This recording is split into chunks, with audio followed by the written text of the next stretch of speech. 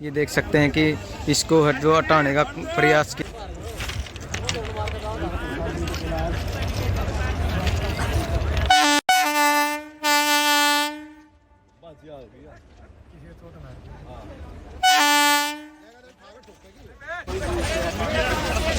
ये देखो भाई।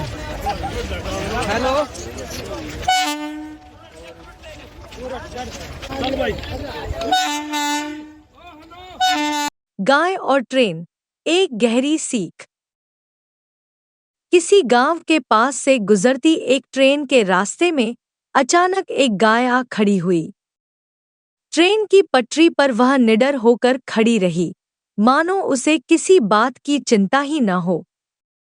लोकोमोटिव पायलट ने घंटी बजाई, हॉर्न बजाया, लेकिन गाय अपनी जगह से टस से मस नहीं हुई। मजबूरन ट्रेन को वहीं रोकना पड़ा। वहां खड़े यात्रियों और आसपास के लोगों की भीड़ जमा हो गई, लेकिन किसी की हिम्मत नहीं हुई कि वह गाय को वहां से हटा सके। घंटों इंतजार के बाद एक वृद्ध महिला आई। उसने गाय के पास जाकर उसे धीरे धीरे सहलाया और कुछ मंत्रों के साथ प्यार से बात की। गाय ने मानो उसकी बात समझ ली और शांतिपूर्वक पटरी से हटकर एक ओर चल दी। ट्रेन फिर से अपनी राह पर चल पड़ी और यात्री अपनी यात्रा पर निकल पड़े। इस घटना ने वहां खड़े हर व्यक्ति को एक गहरी सीख दी। यह गाय कोई साधारण पशु नहीं थी, बल्कि एक प्रतीक थी। जैसे वह गाय अपनी जगह डटी रही, वैसे ही माताओं का समर्पण और उनके कर्म भी समाज में स्थिरता और सफलता का आधार होते हैं।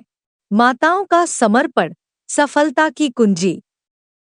बाबा कहते हैं कि जब किसी नए आध्यात्मिक केंद्र की स्थापना होती है, तो उसमें माताओं की उपस्थिति और उनकी सच्ची प्रीत से वह केंद्र स्थिर होता है। यह उनके निस्वार्थ प्रेम और समर्पण का प्रमाण है। यज्ञ के प्रारंभिक दिनों में भी ब्रह्मा बाबा ने अपना सब कुछ माताओं को सौंप दिया था। माताएं केवल किसी संगठन का हिस्सा नहीं होती, बल्कि वे उस स्थान की आत्मा होती हैं।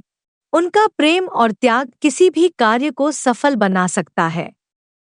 जैसे वंदे मातरम का नारा मातृभूमि के प्रति सम्मान का प्रतीक है, वैसे ही माताओं का योगदान हर सफलता का आधार है। इस कहानी से यही शिक्षा मिलती है कि जब भी किसी नए कार्य या केंद्र की स्थापना करें, उसमें माताओं की भूमिका को प्रमुख रखें। उनका समर्पण और विश्वास किसी भी कार्य को न केवल स्थिर करेगा, बल्कि उसे फलदायी भी बनाएगा। वंदे मातरम।